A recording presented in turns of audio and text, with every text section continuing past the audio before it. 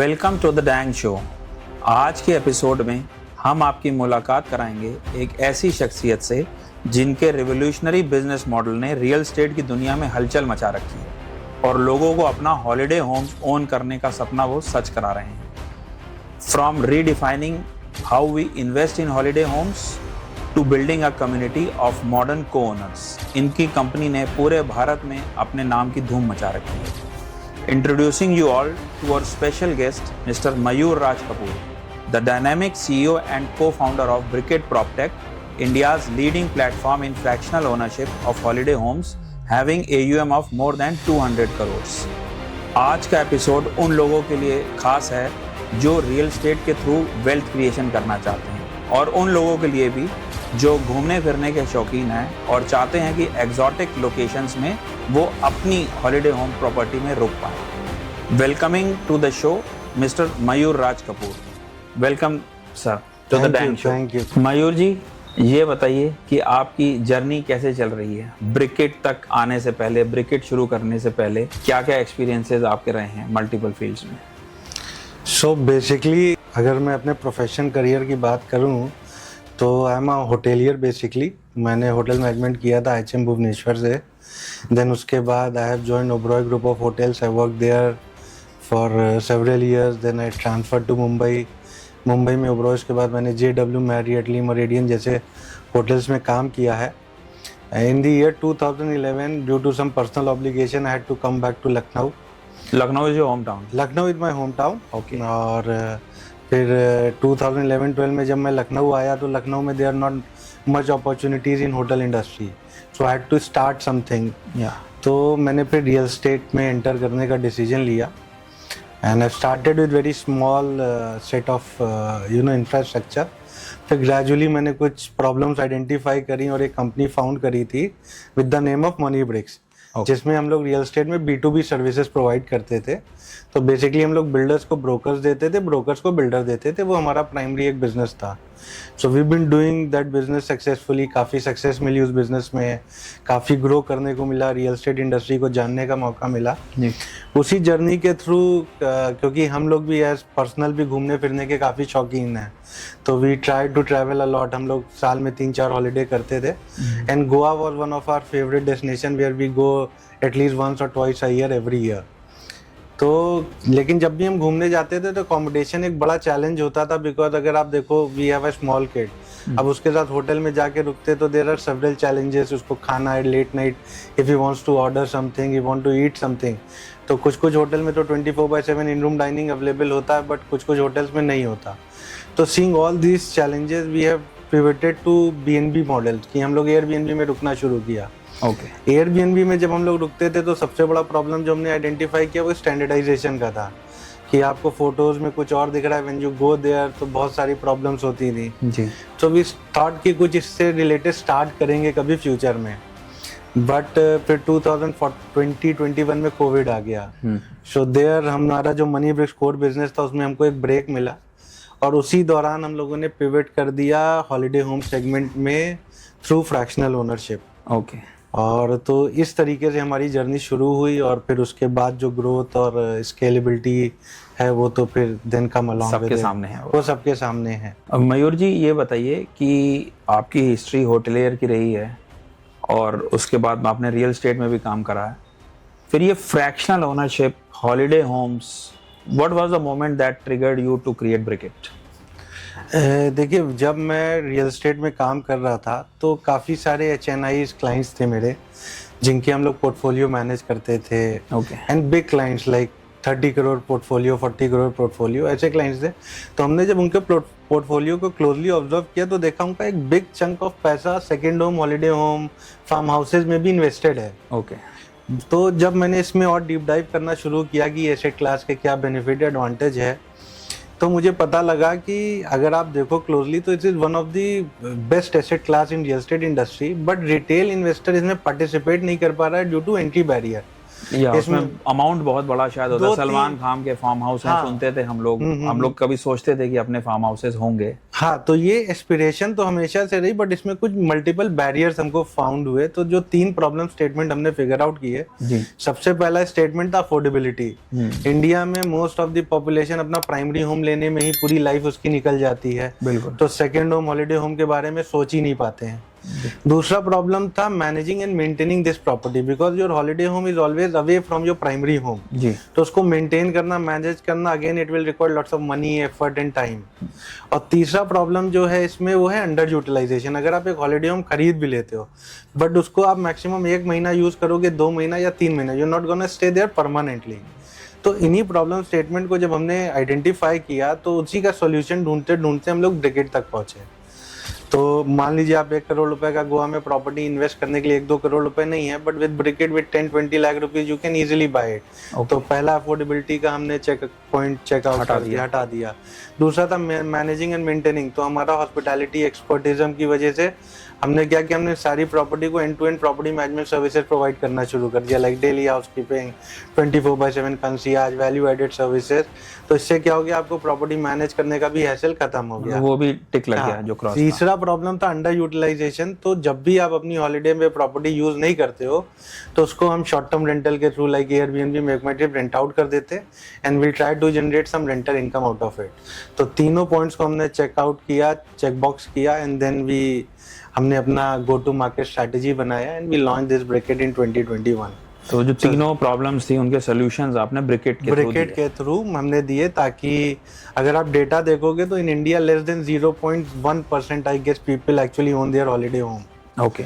तो मार्केट बहुत बड़ा है, अपॉर्चुनिटी बहुत है, एक अच्छा एसेट क्लास है, तो ताकि ज़्यादा से ज़्यादा लोग इसमें पार्टिसिपेट कर सके, इन्वेस्ट कर सके, इसलिए हम लोगों ने ये ब्रिकेट को। Total market size holiday homes का इंडिया में क्या है? अगर आज की डेट में बात करें, 2021 की बात करूं, जब हमने स्टार्ट किया था, तो मार्केट साइज है 1.2 बिलियन। ओके। आज की डेट में इसका मार्केट साइज है 4 बिलियन। 2026 में लगभग 6 बिलियन और 2030 में लगभग 10 बिलियन का मार्केट साइज हो जाएगा ये। तो मतलब एक ये ग्रोइंग फील्ड है holiday home segment in the real estate, I think so. So it is one of the most growing asset class. अगर आप देखोगे तो मोर देन 26% CAGR के हिसाब से इंडस्ट्री ग्रो हो रही है। और 2030 तक जो 10 बिलियन की मैं बात कर रहा हूँ, बट मेरी एक्सपेक्टेशन और ज्यादा है। It might go 15-20 billion also, because of this fractional ownership platform, और भी नए मॉडल्स आ रहे हैं, टोकनाइजेशन आ रहा है, तो ये और फ्लरिश करेगा, ग्रो करेगा। And as I said, it's one of the best asset class also to invest in for a long term returns and to enjoy and have a good lifestyle also। Mayur ji, कोई भी business बगैर problems के build नहीं हो सकता, तो briquette के बनाने में आपको क्या चैलेंजेस सामने हैं? देखिए, ब्रिकेट जब हमने शुरू किया था, तो फ्रैक्शनल ओनरशिप और हॉलीडे होम, ये दोनों ही चीज़ें नई थी रिटेल इन्वेस्टर के लिए। तो सबसे पहला चैलेंज तो यही था, लोगों को एजुकेट करना, लोगों को बताना कि ये कैसे काम करता है, कैसे इसके क्या प्रॉज एंड कॉन्स हैं। तो पहला चैलेंज तो था लोगों को एजुकेट करना। और दूसरा और सबसे बड़ा चैलेंज जो है, क्योंकि पूरी रियल एस्टेट इंडस्ट्री में ही ट्रस्ट डेफिसिट है इंडिया में। बिल्कुल। क्योंकि इतना ज़्यादा लोगों के साथ प्रॉब्लम्स हो चुकी हैं, चैलेंजेस हो चुके हैं। अगर आप किसी भी पुलिस स्टेशन चले जाओ, सबसे ज़्यादा कंप्लेंट्स आपको काहे की मिलेंगी, प्रॉपर्टी की, रियल एस्टेट की। आप किसी भी कोर्ट में चले जाओ, सबसे ज्यादा वहाँ पे केसेस चल रहे होंगे प्रॉपर्टी रिलेटेड डिस्प्यूट। बस सिर्फ इसके लिए तो अलग से कोर्ट ही बनना है। रेरा आ गया, रेरा कोर्ट आ गया, कंज्यूमर फोरम में सबसे ज्यादा केसेस बिल्डर के अगेंस्ट ही हैं। करेक्ट। तो ये सारी प्रॉब्लम्स एग्जिस्ट पहले से ही करती थी। इट्स नॉट अबाउट कि ब्रिकेट या फ्रैक्शनल ओनरशिप। एक रियल एस्टेट ही इंडिया में एक ऐसा इंडस्ट्री है जिसमें ट्रस्ट डेफिसिट बहुत ज्यादा था। And we being into fractional ownership कर रहे हैं, तो उसमें हम एक SPV बना रहे हैं, उसके नाम पे रजिस्ट्री कर रहे हैं। तो ट्रस्ट बिल्ड करने में, लोगों को कन्विंस करने में काफ़ी चैलेंजेस आए। हाउएवर जो इसके अराउंड हमने जो अपना इंफ्रास्ट्रक्चर डेवलप किया, जो हमारी मार्केटिंग कैंपेन्स रही, जो हमारी मार्केटिंग टीम का सपोर्ट रहा लोगों को एजुकेट करने में। टेक भी आपका बहुत स्ट्रांग है। टेक भी हमारा स्ट्रांग है, बट टेक को अभी हम एज अ कोर प्रोडक्ट नहीं यूज करते हैं। टेक को हम अभी केवल एक एज अ इनेबलर ही यूज करते हैं इसको स्केल करने के लिए, क्योंकि अभी टेक में बहुत सारी चीजें हैं, बहुत सारे रिवॉल्यूशन अभी भी होना बाकी in terms of real estate and web through Web3। तो अभी हम टेक को इतना ज्यादा एम्फसाइज नहीं करते, उसको हम प्रोडक्ट का इतना बड़ा की फैक्टर या आप बोले डील ब्रेकर नहीं मानते हैं। तो यही थोड़े से चैलेंजेस थे, बट क्योंकि हमारा बैकग्राउंड इतना सॉलिड था, हम लोग रियल एस्टेट में इतने सालों से काम कर रहे थे, हमारे B2B नेटवर्क इतने अच्छे थे कि जिसकी वजह से हमको इसको स्केल करने में ज़्यादा परेशानियों का सामना नहीं करना पड़ा। And with God grace it's went through easily. Thank you. Mayur जी, ये बताइए कि जो हम लोग प्रॉपर्टी खरीदते हैं, आज तक तो हमने यही सुना है, चाहे वो फ्लैट हो, चाहे कमर्शियल हो, चाहे प्लॉट हो, फार्मलैंड हो, कुछ भी हो, हमने खरीद लिया अपने नाम से, वाइफ को साथ में जॉइंट को ओनर बना दिया, पार्टनर्स ने, 1-2 पार्टनर ने खरीद ली। तो ये फ्रैक्शनल ओनरशिप का क्या फॉर्मूला है? मैंने भी पहली बार सुना है। What is this fractional ownership in real estate? देखिए, फ्रैक्शनल ओनरशिप कोई नई चीज़ नहीं है, ये बहुत टाइम से चलता आ रहा है। अगर मैं इसकी शुरुआत की बात करूं तो 1960s में ये पहली बार ट्राई किया गया था। ओके। या पहली बार इंट्रोड्यूस किया गया था, जो प्राइवेट जेट्स होते थे जी। यूएस में, यूके में, तो वो क्या होते थे, वो हाई वैल्यू एसेट्स होती थी। तो अब पूरा एक प्राइवेट जेट आदमी खरीद लेता था, बट कितने दिन यूज़ करता था? 10 दिन, 15 दिन फ्लाइंग उसका होता था, या 20 दिन। तो फिर इसी से ये शुरुआत हुई थी कि 20 लोग, 25 लोग मिलकर एक जेट प्लेन खरीद लेते थे, और उनका टाइम शेड्यूल्ड हो जाता था कि 40 आवर्स फ्लाइंग, 50 आवर्स फ्लाइंग सबको मिलेगा, और अपने अपने हिसाब से जिसको जहाँ जाना यूज़ कर ले। तो it's a 60-70 year old concept, it is nothing new, ये बहुत पुराना बिजनेस मॉडल है। इंडिया में भी अब आप एक प्लॉट लेते हो, मान लो एक आप पूरा जो कह रहे हो मेरे नाम पे रजिस्ट्री हो जाती है, तो प्लॉट भी क्या है, एक बड़े लैंड पार्सल का एक फ्रैक्शन ही है। किसी ने एकड़ों में लैंड खरीदी, फिर उसको फ्रैक्शंस में काटा, और उसको एक प्लॉट आपने खरीद लिया, तो that is a fraction of that land you have bought. Okay. So this is, but अब क्या है कि जो फ्रैक्शनल ओनरशिप को जो लोग नया इसमें क्या है, वो इसकी लीगल स्ट्रक्चरिंग, क्योंकि गवर्नमेंट के जो नॉर्म्स हैं वो इसको अलाउ नहीं करते इंडिया में कि आप मल्टीपल ओनर्स के नाम पे आप प्रॉपर्टी की रजिस्ट्री करा सको। Okay. That is the only difference. Otherwise अगर आप देखोगे तो fractional ownership is what regular आप अपनी लाइफस्टाइल में आप कुछ ना कुछ फ्रैक्शन में यूज ही कर रहे हो। तो इसमें बस डिफरेंट लीगल स्ट्रक्चरिंग का क्या है, हम क्या करते हैं, बीइंग अ ब्रिकेट, हमने कुछ SOPs या स्टैंडर्ड अपनी ब्रिक के फ्रैक्शंस बना रखे हैं। So what we do, we divide each property into 11 equal fractions. Okay. और हर फ्रैक्शन को हम ब्रिक कहते हैं, तो यानी हर प्रॉपर्टी को हम लोग 11 इक्वल ब्रिक्स में डिवाइड कर देते हैं। खरीदते किसके नाम से है वो प्रॉपर्टी? मैं उसी पे आ रहा था। और हर प्रॉपर्टी के लिए हम लोग एक नई प्राइवेट लिमिटेड कंपनी बनाते हैं, और उस कंपनी को कहते हैं, लीगल टर्म है उसका SPV, special purpose vehicle. Okay. उस प्रॉपर्टी की रजिस्ट्री उसी कंपनी के नाम पे करा दी जाती है, और जो ये 11 ब्रिक ओनर्स होते हैं उस कंपनी में बराबर के शेयर होल्डर बन जाते हैं। Okay. This is how you own this property legally, और को ओन दिस प्रॉपर्टी लीगली। इस तरीके से लीगली आप उस प्रॉपर्टी के को ओनर बन जाते हैं by the means of share holding. Okay. Same way आप कह सकते हो, जैसे आप एक पब्लिक लिस्टेड कंपनी का शेयर खरीदते हो शेयर मार्केट से, सेम वे आप यहाँ पे भी वही शेयर खरीद रहे हो, but it's a private limited company जो उस एसेट को या उस प्रॉपर्टी को जो ओन करती है। ओके। तो ये इसकी लीगल स्ट्रक्चरिंग हो। अब जब आप एक को-ओनर बन जाते हो तो there are certain benefits you get. सबसे पहला बेनिफिट मिलता है कि आप अपनी प्रॉपर्टी को 30 दिन हर साल यूज कर सकते हैं। You can go on holidays along with your family, friends. आप अपने किसी गेस्ट को भी भेज सकते हो, गिफ्ट कर सकते हो अपनी नाइट्स। आपके एम्प्लॉयज हैं, आपके कलीग्स हैं, कोई भी है, ये 30 डेज आपके लिए हर साल रिजर्व रहते हैं।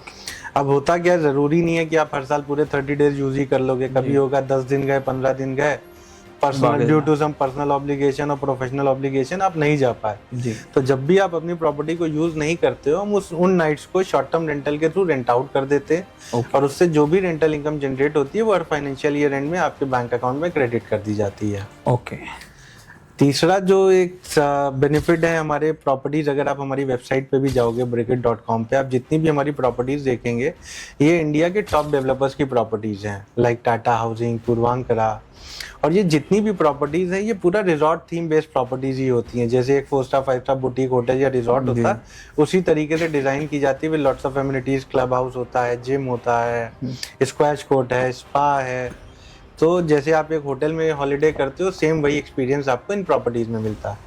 इसके अलावा जैसे मैंने आपको स्टार्टिंग बताया था कि हम लोग end to end property management services देते हैं, तो इन प्रॉपर्टीज पे we will give you end to end property management services में full fledge kitchenette, crockery, cutlery, linen, toiletries, everything will be provided by us along with the professional property management services like daily housekeeping, 24/7 concierge. So it gives feel like a luxury hotel or luxury hotel और 4 to 5 star boutique hotel. आपको जो services का experience मिलेगा तो वही जो मैंने आपको बताया कि हम लोग का जो बैकग्राउंड है, वी आर कोर होटेलियर, तो आपको वही छोटी छोटी चीज़ें देखने को मिलेंगी। इवन द लिनन भी यूज़ 300 से 400 जीएसएम का लिनन यूज़ करते हैं, जो कि इंडिया में केवल आपको 5 स्टार प्रॉपर्टीज़ में ही देखने को मिलता है। तो वो छोटी छोटी चीज़ों का हम लोग अपनी प्रॉपर्टी में ध्यान रखते हैं कि ताकि आपका एक्सपीरियंस जो है वो स्टैंडर्डाइज रहे थ्रू आउट ब्रिकेट प्रॉपर्टी, आप जिस भी ब्रिकेट प्रॉपर्टी में स्टे करते हो। लाइक मैकडी में हम लोग कहीं भी बर्गर खाते हैं, एक स्टैंडर्डाइजेशन है कि हमें वही टेस्ट मिले। राइट। ऐसे ही कभी भी हम ब्रिकेट की कोई भी प्रॉपर्टी में रुकेंगे तो हमारा एक लिविंग स्टैंडर्डाइजेशन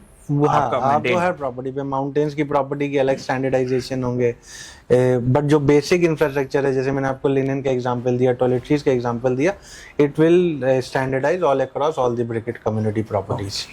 तो ये जो रियल स्टेट में फ्रैक्शनल ओनरशिप आप इंडिया में लेके आए हैं, all over world real estate में फ्रैक्शनल ओनरशिप पहले से चल रहा होगा, किसी और कंट्रीज में ये मॉडल सक्सेसफुल रहा होगा? देखिए चल रहा है, मैं I am not extolling myself, but अगर हॉलीडे होम सेगमेंट में देखेंगे तो globally we are the first player. Okay.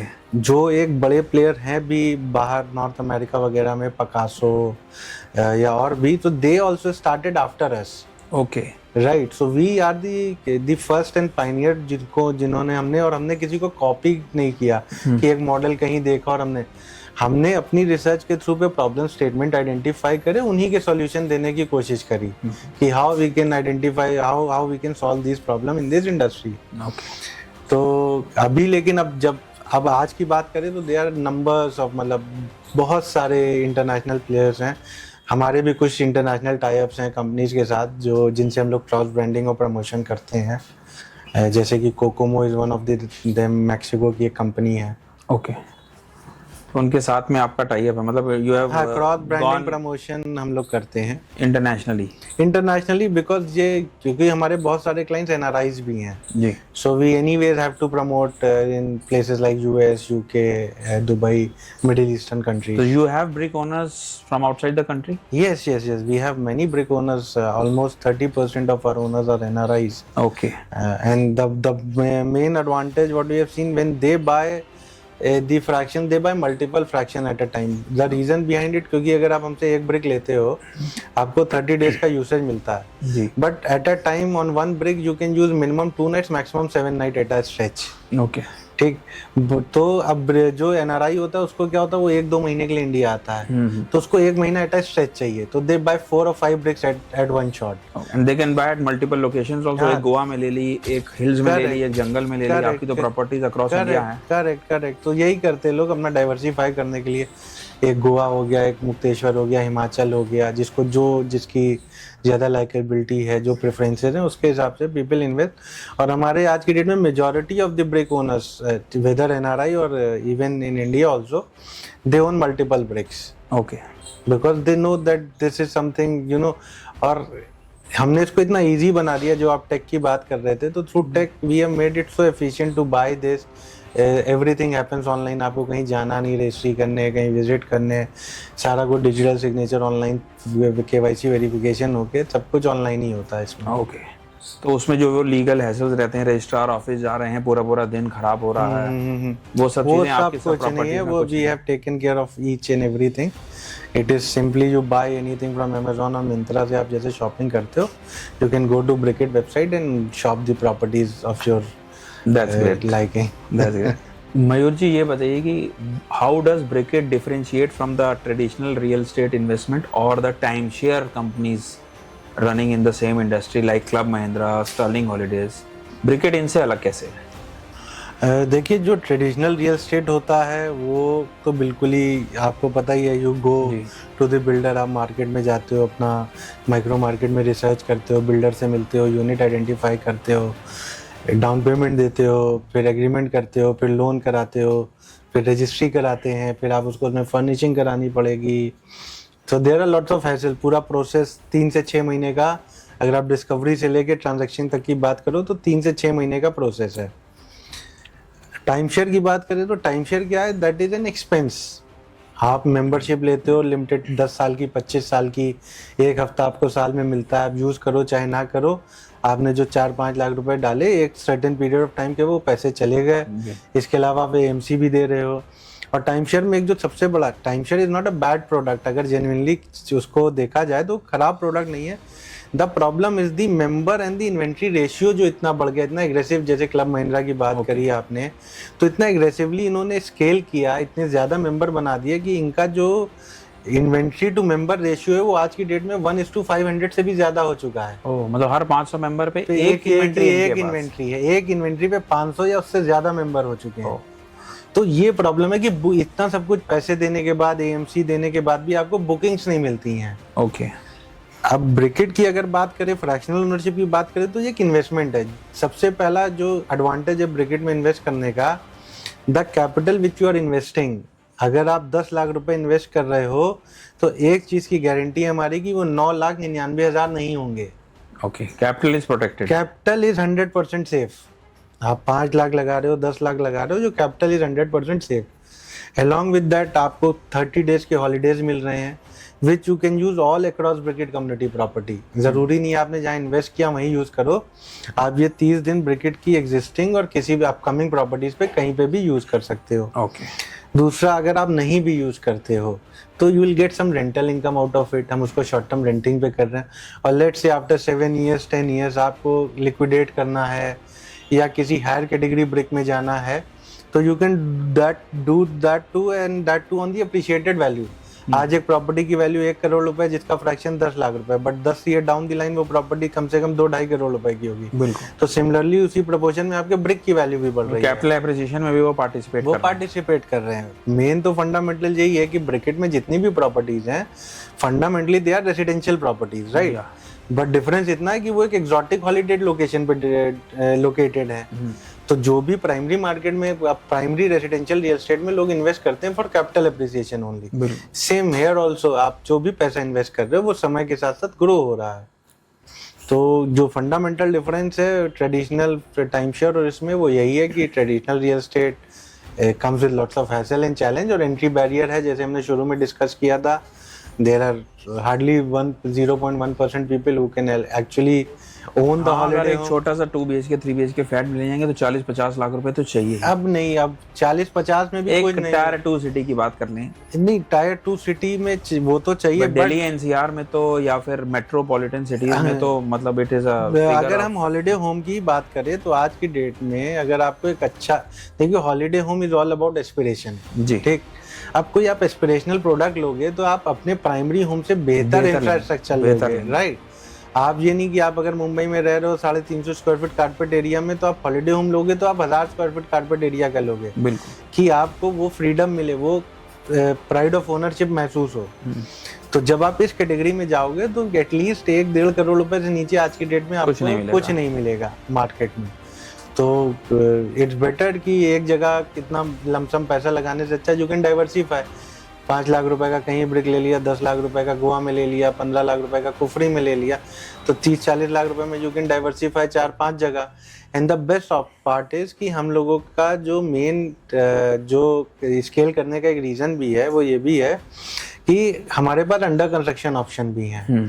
तो सपोज अगर आप कुफरी में, जैसे अभी हमने एक नया प्रोजेक्ट लॉन्च किया है चेस्टर हिल ग्रुप के साथ टाई अप करके जी। Chester Hills are one of the top builders in Himachal Pradesh. क्या नाम है प्रोजेक्ट का? प्रोजेक्ट का नाम है विलासिया। ओके। तो ये हम लोग 1 BHK 2 BHK के विलामेंट्स और 3 BHK के इंडिपेंडेंट विलास बना रहे हैं। बहुत ही हाई एंड प्रोडक्ट है, one of the most luxurious product in Himachal Pradesh, with all the amenities, club house, gym, temperature control swimming pool, in room dining, spa services, ये सारी चीज़ें वहाँ पे हैं। और जो बेस्ट पार्ट है, उसके ब्रिक की वैल्यू अगर आप देखोगे 11-11.5 लाख रुपए से स्टार्ट हो जाती है। उसका पोजीशन डेट, क्योंकि ये न्यूली लॉन्च प्रोजेक्ट है, पोजीशन डेट है दिसंबर 2028। तो वो 11 लाख रुपए देने के लिए भी आपको 4 साल का टाइम मिल रहा है। तो आप जैसे एक SIP करते हो 10-15 हज़ार रुपए महीने की, सेम वे आप अगर यहाँ पे देखोगे तो same way you can own a property. मतलब अपने कैश फ्लोज के हिसाब से हम लोग एडजस्ट कर सकते हैं। जी, आप अपने कैश फ्लो के, हमारे पास convenient construction link payment plan होते हैं, तो accordingly you can invest and you can grow your money. Okay. And later period of time आपको एग्जिट करना, आप एग्जिट कर जाओ। आपको हॉलीडेज एंजॉय करने, तो you have a asset where you feel proud. कितने तो ब्रिक ओनर्स हमसे यही बोलते हैं, यार मेरे कहने में ही कितना अच्छा लगता है कि मेरा गोवा में हॉलीडे होम है। So they buy and they, it is a flaunting asset, it's a flaunting, that's why we call it pride of ownership. कि आपको जो ऐसी चीज जो आपको प्राउड फील कराए, आप ऐसी चीज ओन करते हो। बिल्कुल बिल्कुल। अब मयूर जी ये बताइए कि what is the typical investment size that and what kind of returns the investor can expect from if he buys a brick from your Brikitt model, and what is the transparency in the legal processes and all the things so that he can be assured कि he is in safe hands. देखिए जो typical investment size है 5 लाख रुपए से start हो जाता है, okay, and goes up to 30-40 lakh rupees, 50 lakh rupees for a brick. For a brick, okay, मतलब 5 लाख रुपए का इन्वेस्टमेंट का मतलब है प्रॉपर्टी 55 लाख रुपए की 55-60 लाख हाँ। रुपए की होगी। और जो ब्रिक वैल्यू होती है that includes everything, like it's not only property, इसमें फर्निशिंग कॉस्ट, आपकी मैनेजमेंट फी, टेक की कॉस्ट, सारी कॉस्ट, जीएसटी, रजिस्ट्रेशन, ये स्टैम्प ड्यूटी वगैरह होती है, दैट ऑल इज इंक्लूडेड। हाँ, हम एक प्रॉपर्टी की बेसिक कॉस्ट लेते हैं, उसमें सारी other ancillary cost, legal cost, registration, stamp duty, GST, furnishing, ये सब चीजें इंक्लूड करके एक ब्रिक वैल्यू एक वैल्यू निकलती है, उसको हम लोग 11 से डिवाइड कर देते हैं और वही एक ब्रिक की वैल्यू हो जाती है।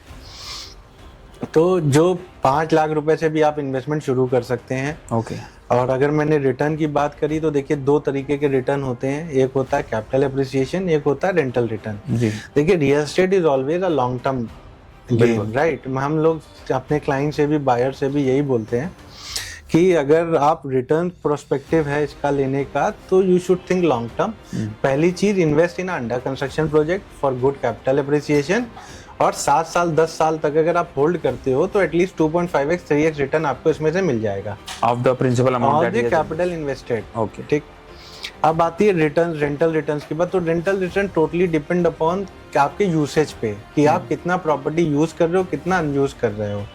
अब हमारे कितने सारे ब्रिक ओनर्स हैं जिन्होंने मल्टीपल ब्रिक लिए हैं और वो अपने घर से ज्यादा हमारे साथ रहते हैं। Okay, there are clients who bought 6-7 bricks. वो क्या करते हैं, 15 दिन गोवा में आके रहे, फिर 15 दिन मुक्तेश्वर में जाके रह लिए, फिर वापस गोवा में आके हमारे दूसरे विला में रुक गए थोड़े दिन आके, फिर वहां से चेकआउट करके हमारे रियो वाली प्रॉपर्टी में चले गए।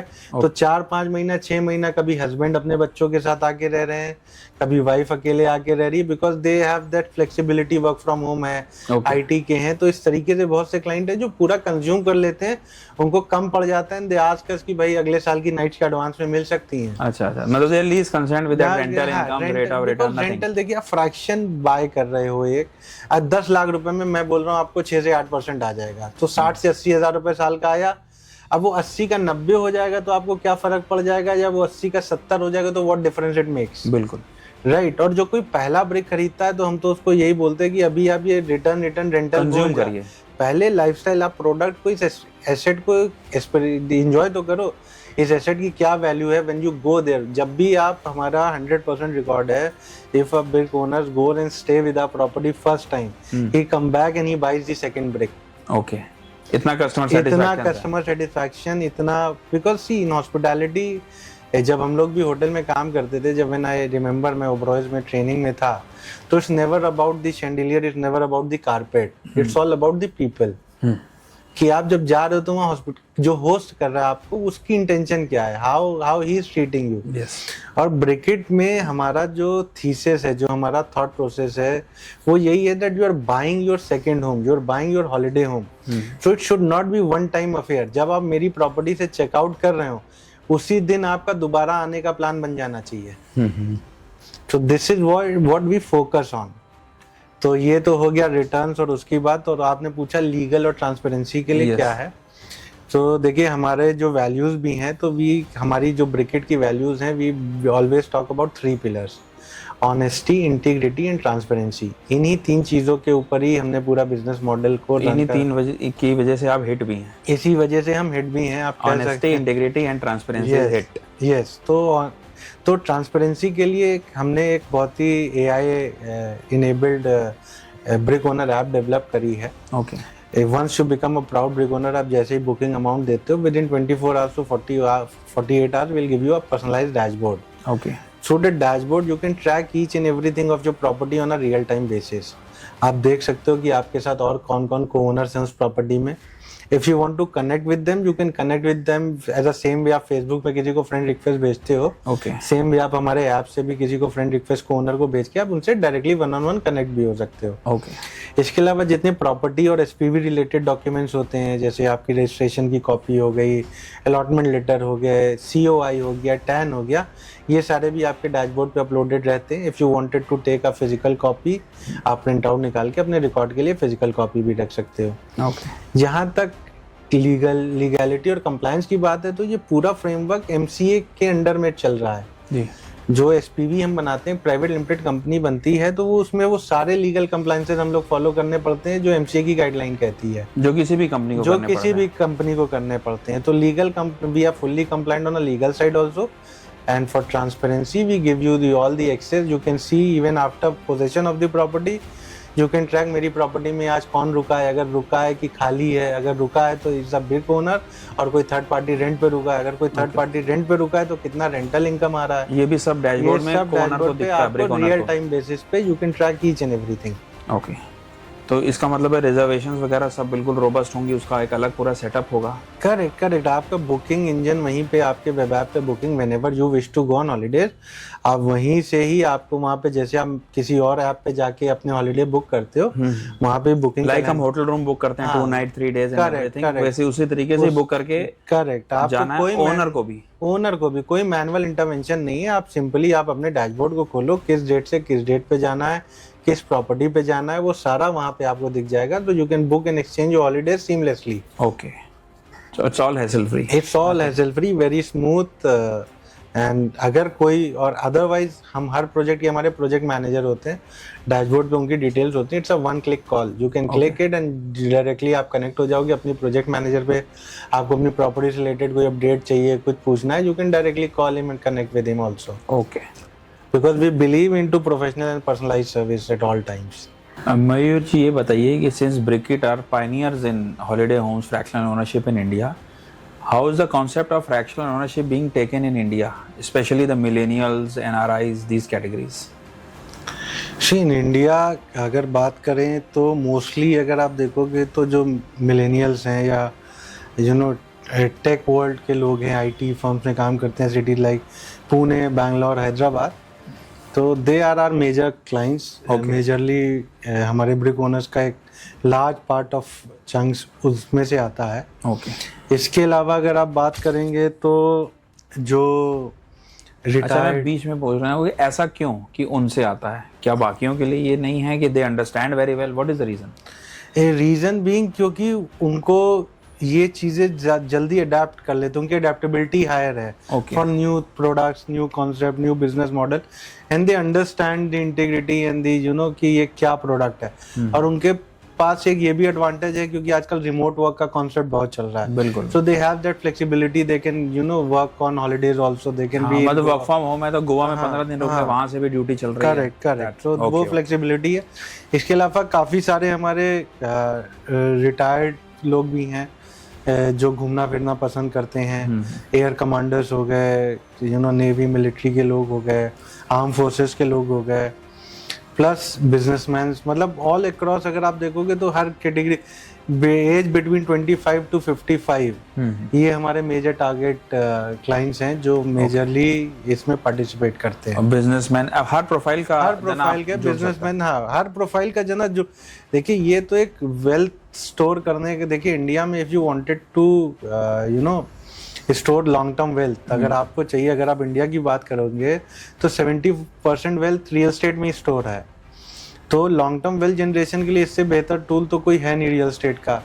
अब रियल एस्टेट में प्रॉब्लम क्या है, इन real estate you always have budget, you don't have choices.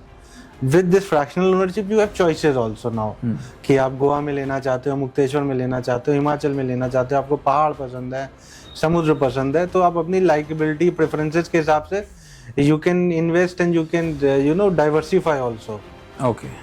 तो पहाड़ हो गए, समुद्र के जंगलों में भी कुछ है? जंगलों में भी है। डुअर्स वेस्ट बंगाल में अंबुजान यूटिया का एक बहुत बढ़िया प्रोजेक्ट है। ओके, सिलीगुड़ी से 1 घंटे की ड्राइव पे, तो पूरा जंगलों के बीच में ही करीब 3 या 4 वाइल्ड लाइफ सेंचुरीज हैं उसकी सराउंडिंग्स में। Okay, where you can go and do safaris also.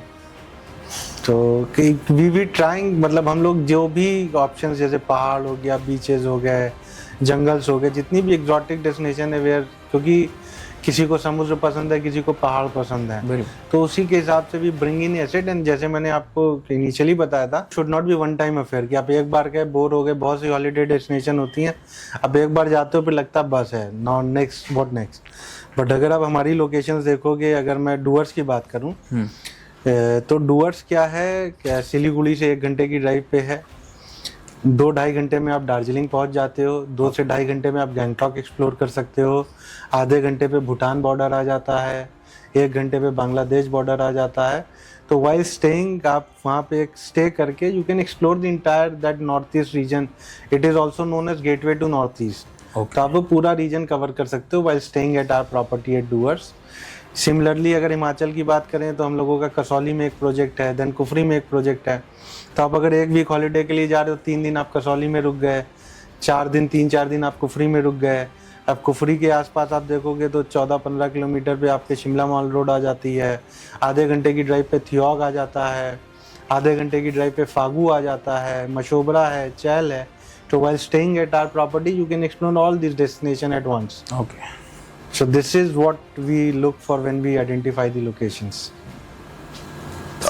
ये बताइए कि what are the emerging locations? You are into this field, holiday homes, locations select करने से पहले आप सर्चिंग करते होंगे। What are the emerging locations? और अभी आप कहाँ मौजूद हैं? ब्रिकेट किन लोकेशंस पे है और what are the emerging locations that you are looking for to go there?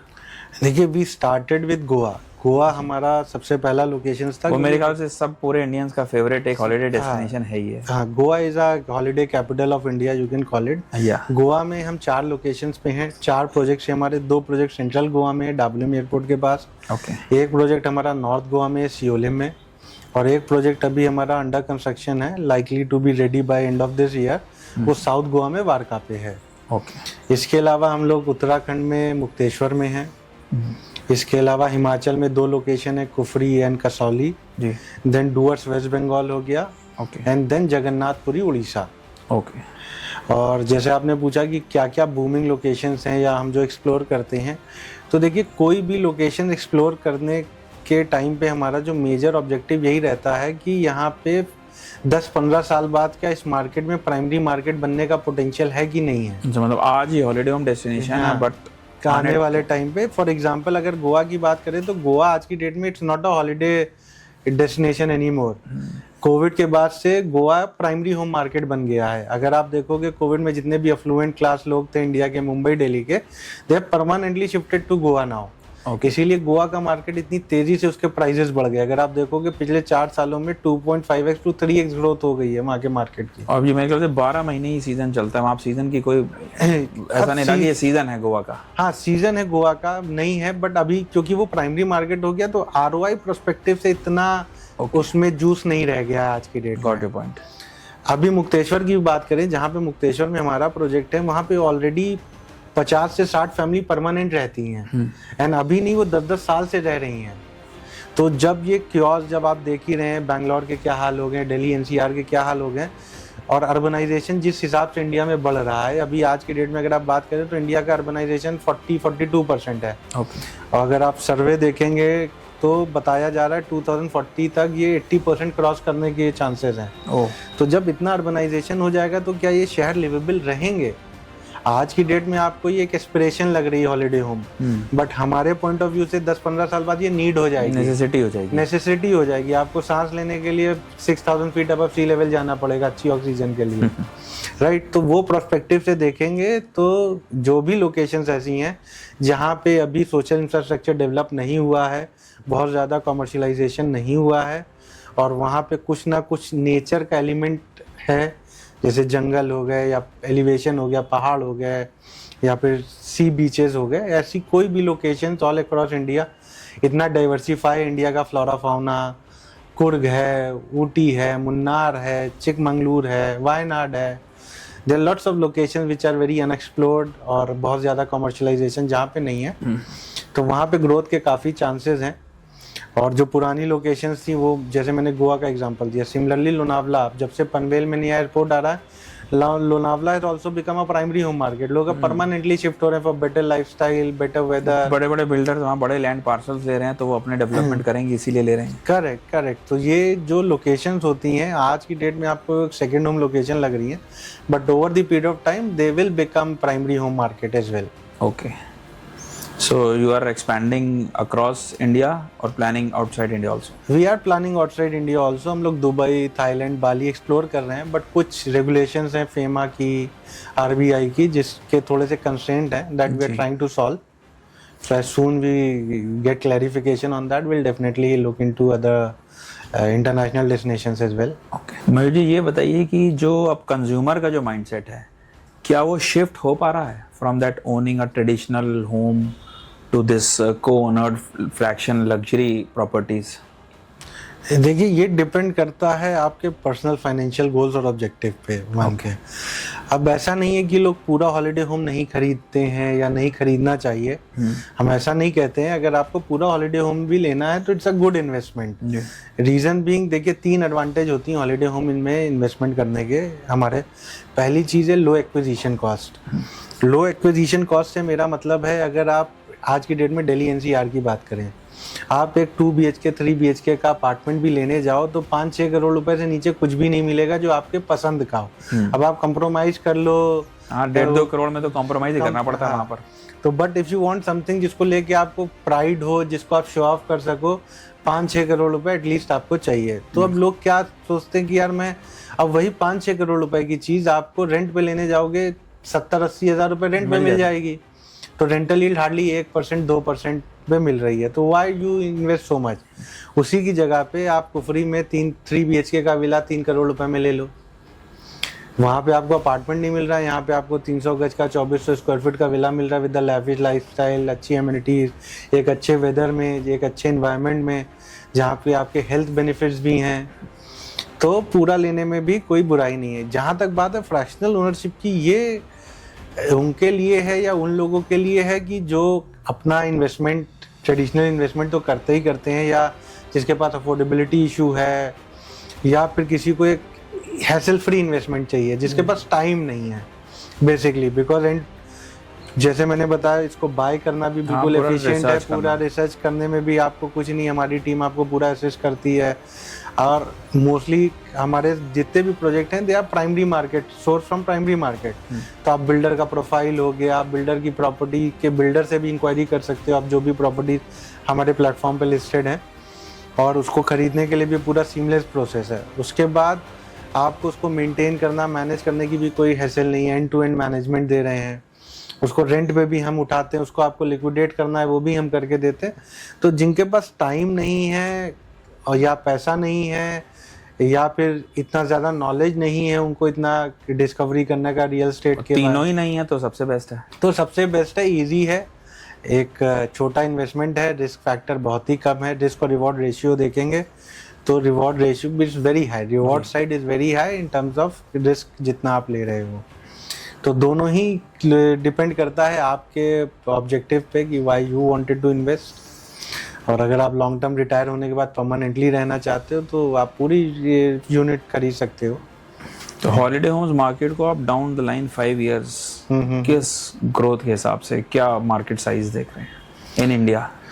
देखिए जैसे मैंने बताया था, बाय 2030 सारे सर्वे बता रहे हैं कि 10 बिलियन तक तो पहुंच ही जाएगा। ओके, बट अभी करेंटली कितना है? अभी 4 बिलियन के आसपास है। ओके, अगले 2 सालों में 6 बिलियन होने की संभावना। कोविड के बाद जो एकदम से बूस्ट आया उस समय कितना था, तो कितना अभी तक? 1.2 बिलियन था around Covid. 1.2 in 2020-21, 4 currently in 2025 और 6 इन 2026 तक 6 मानिए, 2026 तक 6 बिलियन, हाँ 30 तक 10 बिलियन, 30 तक 10 बिलियन। ये ट्रेडिशनल हॉलिडे होम की बात कर रहे हैं हम।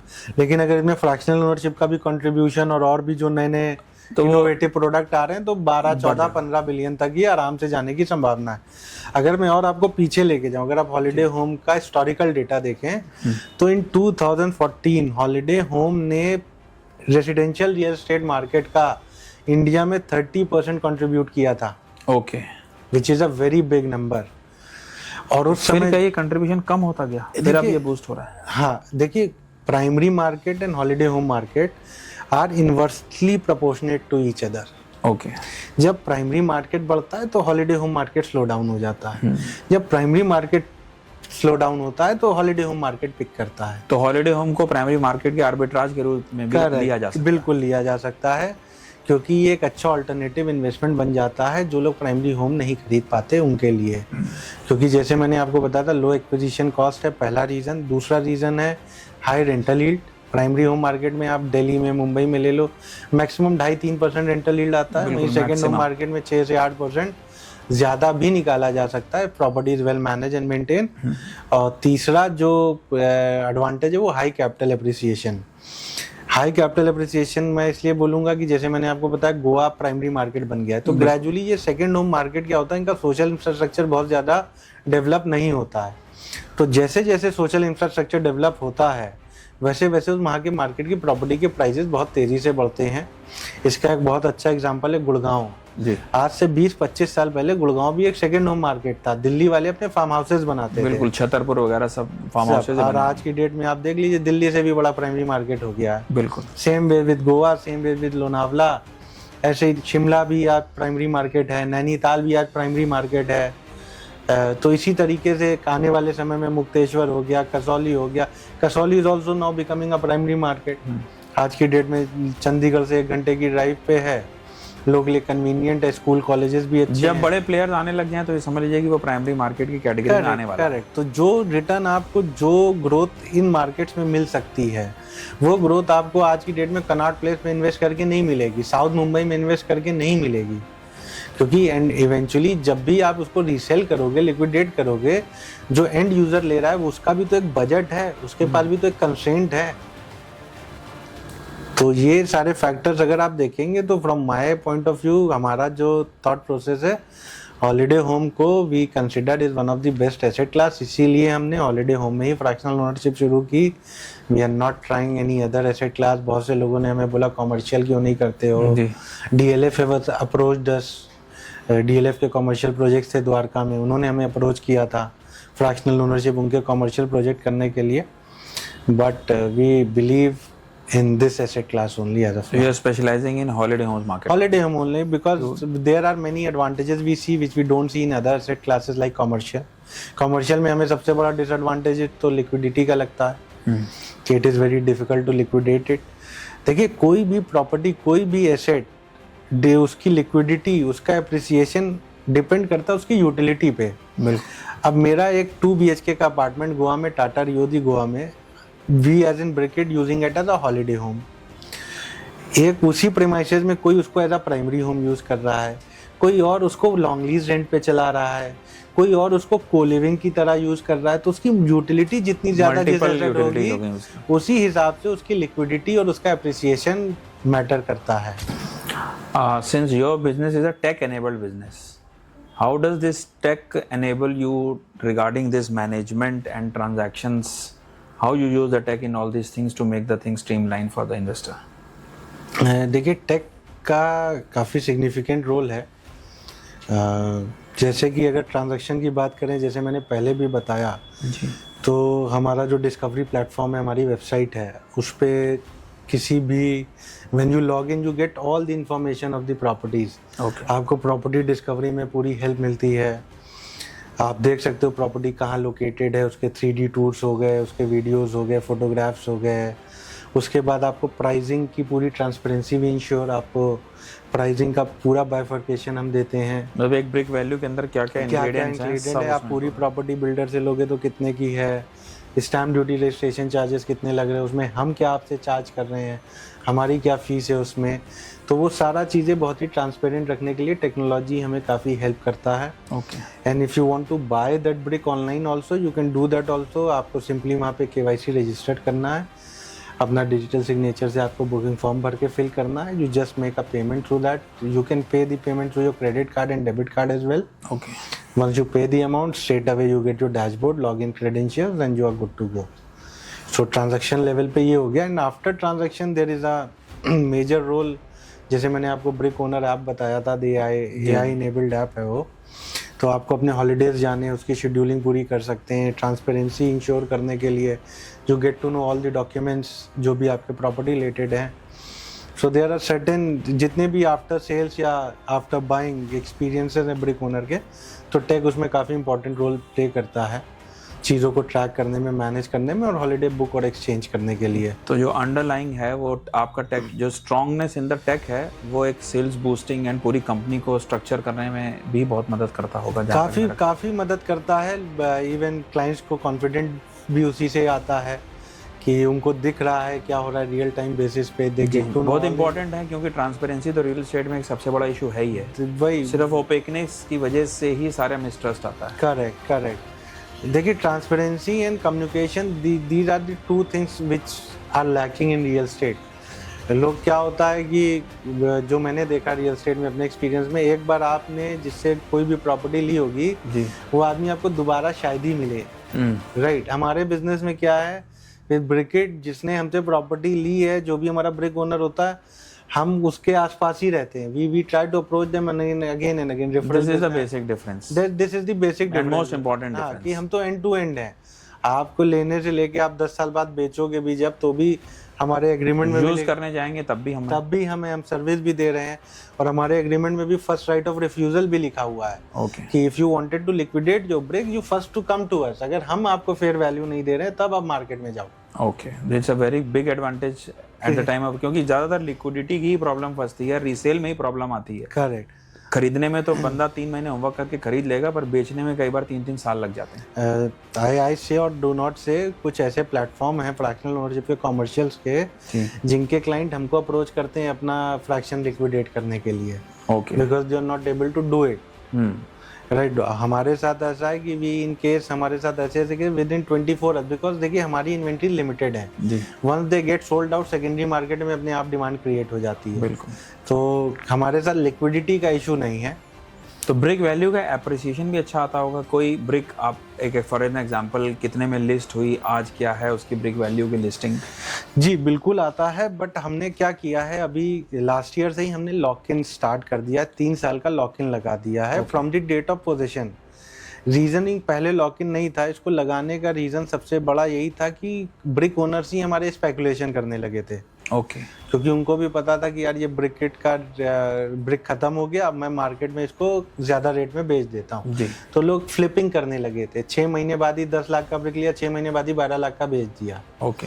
तो अब इससे हुआ क्या भाई, ठीक है उनका फायदा हो गया, हमारे ब्रिक ओनर है, उन्होंने वाइसली मैनेज किया। बट इवेंचुअली जो 12 वाले ने फिर 14 में बेचा, 14 वाले में 16 बेचा, एक साल में 10 लाख की चीज 16 की हो गई। हाँ, जो कि अनऑर्गेनिक है। ठीक है, तो अब इसमें क्या होता है, वो हाईली लिक्विड हो गई। फिर तो जिसने 16 में लिया वो तो बेचारा फंस गया ना आके। तो उसी को कंट्रोल करने के लिए we have introduced this lock in period कि 3 साल बाद ही आप लिक्विडेट कर सकते हो पोजीशन के बाद, ताकि स्पेकुलेशन ना रहे इसमें। ओके, तो ये भी कस्टमर के लिए एक अच्छी बात है, इन्वेस्टर के लिए, एक ऑर्गेनिकली चीज ग्रो हो रही है। देखिए तभी स्टेबिलिटी भी है ग्रोथ। देखिए वही चीज है कि अब आज की डेट में लोगों को, ये बिल्डर्स लोगों ने एश्योर्ड 12%, एश्योर्ड 10% कर करके बायबैक्स, जो कि आरबीआई के हिसाब से सब गैर कानूनी है, इट्स इलीगल।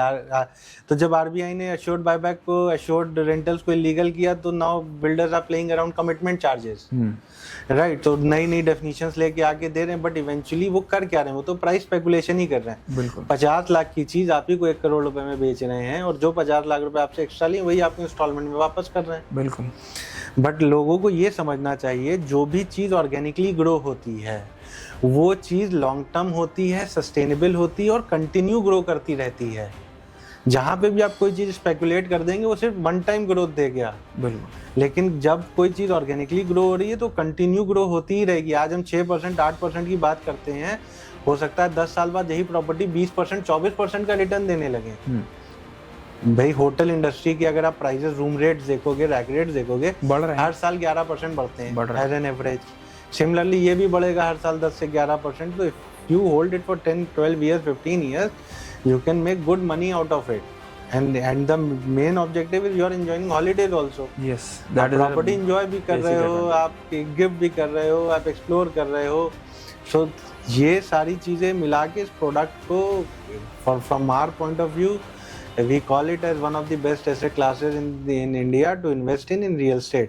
और जो वाइस इन्वेस्टर होते हैं ना, जैसे हम लोग भी बिल्डर्स के साथ, मैंने आपको बताया B2B काम करते हैं जी।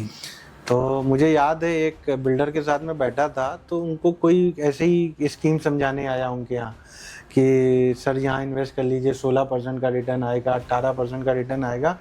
उन्होंने उसको अपने ऑफिस से भगा दिया। 16% सुनते ही उन्होंने बोला कि हमें नहीं चाहिए भैया, आप जाइए, मैं दूसरी जगह इन्वेस्ट कर चुका हूँ। तो मैंने उनसे पूछा सर जितना अच्छा आपको अपॉर्चुनिटी दे रहा था हमने, तो उन्होंने बोला उनका सीधा फंडा इन्वेस्टमेंट में, उन्होंने बोला in investing there are only 2 rules. Rule number 1, never lose your money. Rule number 2, never forget rule number 1। बिल्कुल। उन्होंने बोला मुझे एफडी से 2% ज़्यादा दे दो, बस मुझे इससे ज़्यादा कुछ नहीं चाहिए। 16%, 18%, 20% 2 साल मिलता है, उसके बाद जो लगा होता है कैपिटल वो भी चला जाता है। बिल्कुल। तो this is what people need to understand कि इन्वेस्टिंग, रियल एस्टेट हो चाहे स्टॉक मार्केट हो, investing is an art. It's not speculation का गेम नहीं है, इट्स नॉट गैम्बलिंग कि रातों रात आपको अमीर बन जाए। It require proper strategy, proper patience, entry point क्या है, एग्जिट पॉइंट क्या है, यू शुड प्लान अकॉर्डिंगली। लोग एनुअल रिटर्न्स देख लेते हैं बट वो CAGR भूल जाते हैं, which is very important. CAGR भूल जाते हैं, अपने कैपिटल कितना सेफ, फंडामेंटल भूल जाते हैं। हम क्लाइंट को ये बोलते हैं आप हमारे साथ इन्वेस्ट करने से पहले, भले ही आप 5 लाख कर रहे हो, 10 लाख कर रहे हो, आप किस प्रोडक्ट में इन्वेस्ट कर रहे हो, फंडामेंटली मैं क्या दे रहा हूँ। टाटा हाउसिंग का प्रोजेक्ट है, 2 BHK का अपार्टमेंट है, गोवा में लोकेटेड है, वर्ल्ड क्लास एमिनिटीज के साथ है, तो ये प्रोडक्ट वैल्यू है इसकी। बिल्कुल। कोई मैं किसी भी टॉम डिक हैरी का कोई प्रोडक्ट आपको कहीं पे शहर से 100 किलोमीटर 200 किलोमीटर दूर 500 रुपये स्क्वायर फीट, 700 रुपये स्क्वायर फीट, 143 अप्रूव्ड लैंड नहीं दे रहा हूँ। बिल्कुल। So people need to understand that, and जो समझता है वाइसली सोचता है, and they buy, they go with us and they enjoy holidays They also, enjoy capital appreciation also, rental also. I think it's a win-win win-win situation for from all- all aspects. from all aspect and for all also, मतलब हमारे लिए भी, आपके लिए भी, builder के लिए भी, सबके लिए विन विन है इसमें। और अगर आप देखो कि हमारे टेस्टिमोनियल्स देखो आप जाके कि हमारी प्रॉपर्टी में रुकने के बाद हमारे ब्रिक ओनर्स का कैसा एक्सपीरियंस है, you get to know what level of services, what level of experience we are providing. So your website is www.brickit.com. Yes, Kindly visit. BRIKITT.com। Mayur जी ये बताइए कि आपका जो स्टार्टअप है वो गवर्नमेंट रजिस्टर्ड स्टार्टअप है, और जनरली स्टार्टअप्स की बेसिक प्रॉब्लम ये रहती है कि शुरुआती ईयर्स में वो लॉस मेकिंग रहते हैं, कैपिटल भी बहुत खाते हैं, लॉस मेकिंग रहते हैं, कैपिटल इंटेंसिव रहता है। बहुत लेटर स्टेज पे जाके कुछ प्रॉफिटेबल हो जाते हैं, कुछ 3-4 साल में ख़त्म हो जाते हैं। तो आपने क्या ऐसा दिमाग तिगाम लगाई कि आपकी तो कंपनी में देख रहा था, बैलेंस शीट स्टडी कर रहा था कि from the very first year profitable है और लगातार प्रॉफिट्स ग्रो कर रहे हैं? देखिए हम लोगों ने डे 1 से बिजनेस को, अपनी कंपनी को कभी स्टार्टअप की तरह नहीं किया जी। हम लोगों ने डे 1 से इसको बिल्कुल प्रॉपर बिजनेस की ही तरह चलाया है। ओके। और जैसे मैंने अपना बैकग्राउंड बताया that we are already into real estate since last 8-10 साल पहले से कर रहे थे, अब ऑलमोस्ट 15 साल हो गए हैं। तो हमारा वी आर, मतलब मुझे कहना चाहिए नहीं कहना चाहिए, we are cash rich company. हमें भी कभी भी बाहर के पैसे की या बाहर के फंडिंग की रिक्वायरमेंट नहीं रही। पर एंजल इन्वेस्टर्स की तो नज़र रहती है ऐसी कंपनीज पे, आपको अप्रोच करते होंगे वो कि हमसे पैसे ले लो? काफ़ी लोग इन्वेस्टर्स, काफ़ी VCs ने हमें अप्रोच किया हुआ है। सिंगापुर के एक VC थे एवेस्टोन, उन्होंने अप्रोच किया था। इंडिया में भी काफ़ी लोग हैं, even some of our brick owners who are into all this startup funding and angel network, they also ask us कि पैसा ले लो, कुछ लगवा दो हमारा पैसा, but we don't see value in it. हमें उसमें वैल्यू नहीं दिखती है क्योंकि we don't want to divert from our vision. हमारा अपना एक मिशन है, विजन है, हम उसी पे चलना चाहते हैं, भले ही थोड़ा सा टाइम लगे, but we wanted to grow sustainably. ये हमारा थीसिस रहा है शुरू से। मतलब जो ऑर्गेनिकली ही ग्रो करना चाहते हैं, क्योंकि भाई इनऑर्गेनिकली अगर कोई भी चीज ग्रो करेगी तो उसका एंड रिजल्ट सबको पता है। सबने देखा बड़े बड़े स्टार्टअप्स कैसे फेल होते हैं, बिलियंस डॉलर का फंडिंग उठा के फेल होते हैं।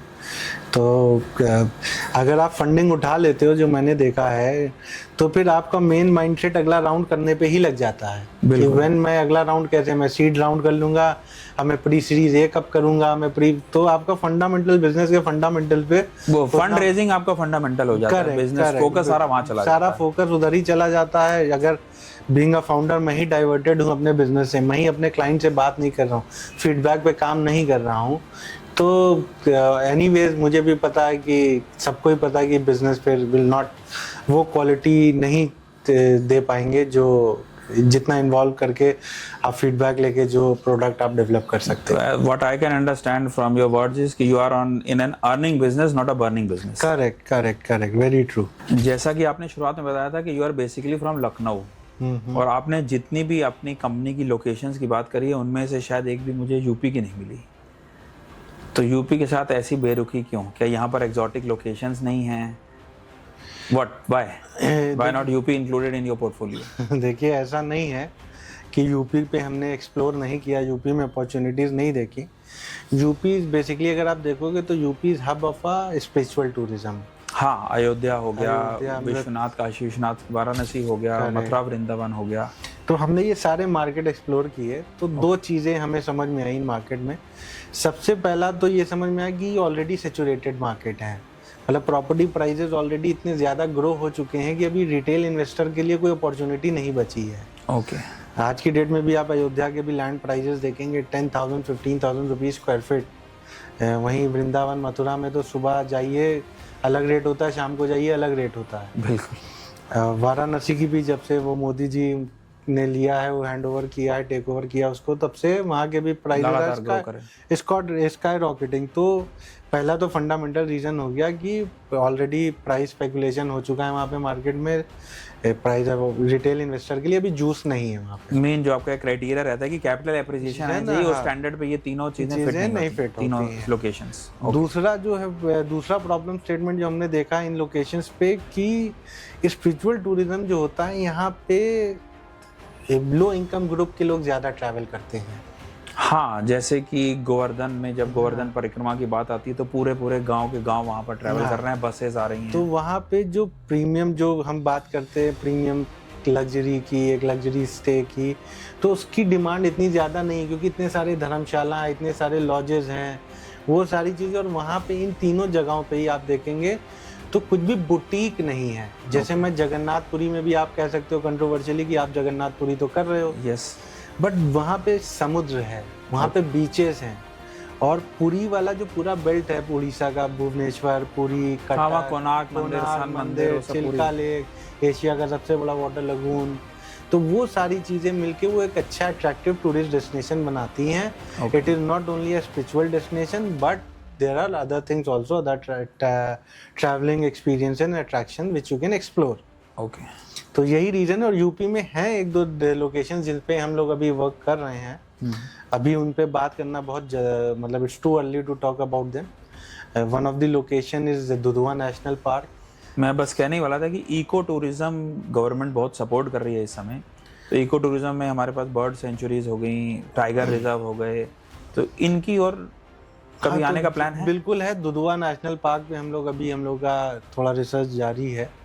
वी आर एक्सप्लोरिंग क्या लाया जा सकता है, क्या गवर्नमेंट के वहाँ पे स्कीम्स हैं या गवर्नमेंट के क्या फ्यूचर प्लान्स हैं, क्योंकि दुधवा इंटरनेशनल पार्क का जो फ्लोरा फाउना है, मैं अभी गया था दुधवा में, तो I accidentally met with the GM of the ISCL Taj की प्रॉपर्टी है दुधवा में, ISCL सिलेक्शन। ओके। तो I had a chance meeting him. तो मैंने जब उनसे पूछा, and he surprisingly he is from Chikmagalur. Chikmagalur अपने आप में फ्लोरा और फाउना का बहुत ही अच्छा डेस्टिनेशन है जी, जहाँ पे बड़ा ही वर्सेटाइल आपको फ्लोरा और फाउना मिलेगा। तो जब मैंने उनसे पूछा कि आप चिकमंगलूर के रहने वाले और आप दुधवा में क्या करते हो, तो उन्होंने बोला Dudhwa is 10 times better flora and fauna than Chikmagalur. Okay. So I was surprised to know that. तो मैंने पूछा ऐसा क्यों? बोले बिकॉज ऑफ द नेपाल, क्योंकि वहाँ पे नेपाल बॉर्डर है, तो नेपाल का जो वेजिटेशन है, नेपाल का जो फ्लोरा फाउना है, दुनिया के बहुत ही रेयर बर्ड स्पीशीज वहाँ पे हैं जो दुनिया में कहीं नहीं है। कुछ ऐसे पेड़ हैं जो कि दुनिया में सबसे अच्छी क्वालिटी के होते हैं दुधवा में। ओके। बट ये लोगों को पता नहीं है। तो यही सब चीज़ें हैं। थोड़ा सा और हम लोग उसका रियल एस्टेट एंगल भी देखते हैं कि फ्यूचर में क्या पोटेंशियल है ग्रोथ का, जो इन्वेस्टर पैसा लगा रहे हैं उनको हम क्या एप्रिसिएशन दे सकते हैं, क्या रेंटल यील्ड, क्या ऑक्यूपेंसी निकाली जा सकती है। So we are working on all those aspect and Dudhwa is a good location. अब तो गवर्नमेंट भी मेरे ख्याल से सपोर्ट कर रही है, कुछ इको टूरिज्म की सब्सिडीज ऑफर कर रही हैं कि लोग आएँ उन जगहों पे अपने। हाँ, गवर्नमेंट ने काफ़ी, अभी अगर आपने देखा होगा तो लखनऊ से दुधवा के लिए प्राइवेट जेट प्लेन्स चलने लगे हैं। Okay. I think 5,000 rupees you pay and within 40 minutes from Lucknow to Dudhwa.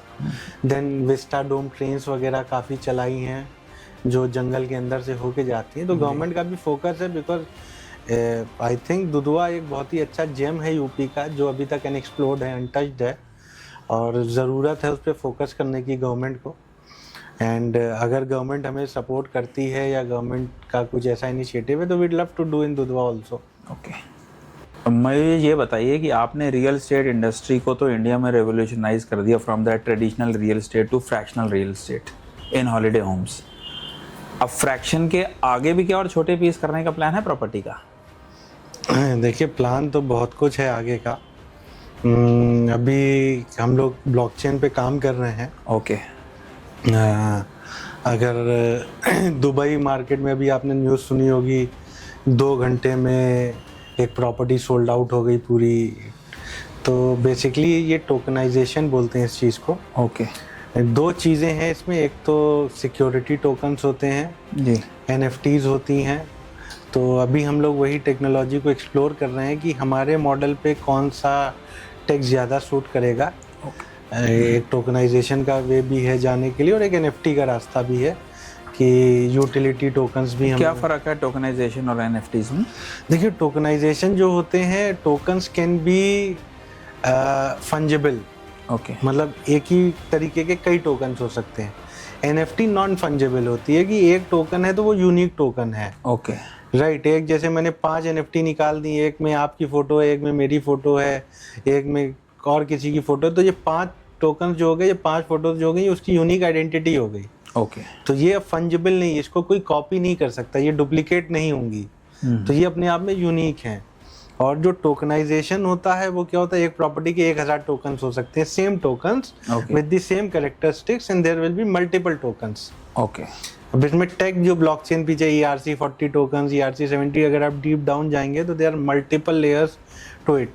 अब इससे फ़ायदा क्या होता है ब्लॉकचेन पे हम लोग ऑलरेडी, अगर मैं बताऊं तो ब्रिकेट हम लोग जितना भी डेटा हमारा है हम लोग ऑलरेडी ब्लॉकचेन पे ही स्टोर कर रहे हैं। ओके। हाँ, ये हम दैट KYC डाटा ऑफ ये हम योर ट्रांजैक्शंस। हाँ, ये हम किसी को बताते नहीं या प्रमोट नहीं करते हैं क्योंकि अभी इंडिया में बहुत ही नेसेंट स्टेज पे लोग इसको अंडरस्टैंड नहीं करते हैं जी।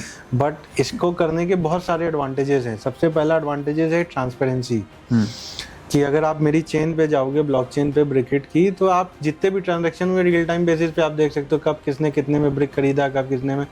हाउएवर हमने उनको यूनिक आईडी दी हुई है, आपको नाम नहीं पता लगेंगे ब्रिक ओनर्स के। दूसरा है कि ये इम्यूटेबल लेजर होता है, मतलब इसमें कोई भी हम भी छेड़छाड़ नहीं कर सकते। जो एक डेटा रिकॉर्ड हो गया वो रिकॉर्ड हो गया। तो ये बहुत सारी एडवांटेजेस हैं इसकी। गवर्नमेंट भी इसको समझने की कोशिश कर रही है। मैंने एक जगह पढ़ा भी था कि अभी अयोध्या में कोई लैंड पार्सल की रजिस्ट्री हुई है, वो पूरी ब्लॉकचेन पे ही रजिस्टर हुई है। देखिए, यूपी में जितनी भी रजिस्ट्रीज होती हैं गवर्नमेंट की, लैंड डीड की बात कर रहा हूँ, यूपी भी अपनी सारी लैंड डीड ब्लॉकचेन पे ही रजिस्टर कर रहा है, स्टोर कर रहा है। कोई स्पेन की कंपनी है जिनको इन्होंने आउटसोर्स किया है टेक्नोलॉजी के लिए, और ये अभी से नहीं हो रही, 4-5 सालों से हो रही है, जब से ये ऑनलाइन हुआ होगा। ये जब कुछ ऑनलाइन हुआ है। तो already government is using this technology. Government अभी इसको रिस्ट्रिक्ट इसीलिए करके रखी हुई है, गवर्नमेंट को इसके यूज केसेस नहीं पता है कि इसका कहीं मिसयूज ना हो जाए। अगर ये नॉर्मल रिटेल लोगों के पास चली गई, ज़्यादा लोग इसको एक्सेस करने लगे, तो इसका मिसयूज, क्योंकि इंडिया में ये बहुत पुराना चलन है, लोग चीज़ों के अच्छे पहलू बाद में देखते हैं, पहले उसमें से बुरा लूपहोल्स निकाल लेते हैं। बिल्कुल। तो इंडिया में वही, इसीलिए गवर्नमेंट इसको लेके थोड़ा सा सतर्क है। बट हाउएवर अभी इसके ट्रायल्स शुरू हो गए हैं। गुजरात में गिफ्ट सिटी में 1-2 सैंडबॉक्स हैं जो इनिशियल ट्रायल पे गवर्नमेंट लेके आई है। तो होपफुली इंडिया में भी ये आएगा। तो हम लोग अभी से तैयारी इसकी शुरू कर रहे हैं।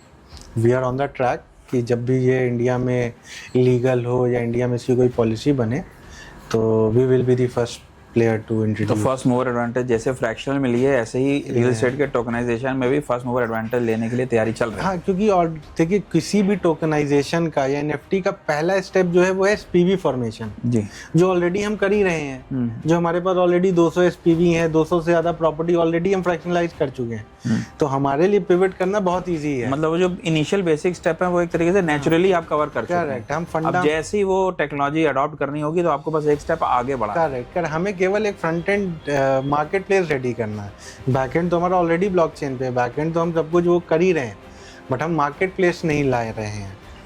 चलिए, माय बेस्ट विशेस कि बहुत जल्दी ब्रिकेट के हम लोगों को टोकन्स भी मिले, और छोटे से छोटा, मतलब अभी फ्रैक्शन आपका जा रहा है 5 लाख 7 लाख से शुरू हो रहा है, और मेरे ख्याल से जब आप टोकनाइजेशन पे आएंगे तो ये चीज़ 25,000 हो जाएगी। यस, मतलब 20-25 हज़ार रुपये, 30 हज़ार रुपये में रिटेल इन्वेस्टर पार्टिसिपेट कर पाएगा रियल एस्टेट में। और ये जो एक बहुत रिवोल्यूशनरी चेंज होगा इंडियन रियल एस्टेट मार्केट में। ये इससे लिक्विडिटी बढ़ेगी, और क्योंकि जो लोग अभी बहुत से लोग हैं हमारे साथ नहीं इन्वेस्ट करते ड्यू टू मेनी रीजंस, किसी को ट्रस्ट नहीं है, किसी को और प्रायोरिटीज़ हैं या कुछ भी है, तो ये इससे वो भी अनलॉक होगा कि वो लोग भी हमको एक बार एक्सपीरियंस करने का उनको भी मौका मिलेगा कि अगर भाई आप 5 लाख 10 लाख नहीं इन्वेस्ट करके कर पा रहे हो, आप 20,000 करके देखो कि कैसे चलता है, क्या चलता है जी। बस एक एश्योरेंस मैं सबको देना चाहूँगा कि जो भी इन्वेस्टमेंट आप ब्रिकेट के साथ या जो भी आप हॉलिडे होम में हमारे साथ इन्वेस्ट करते हो,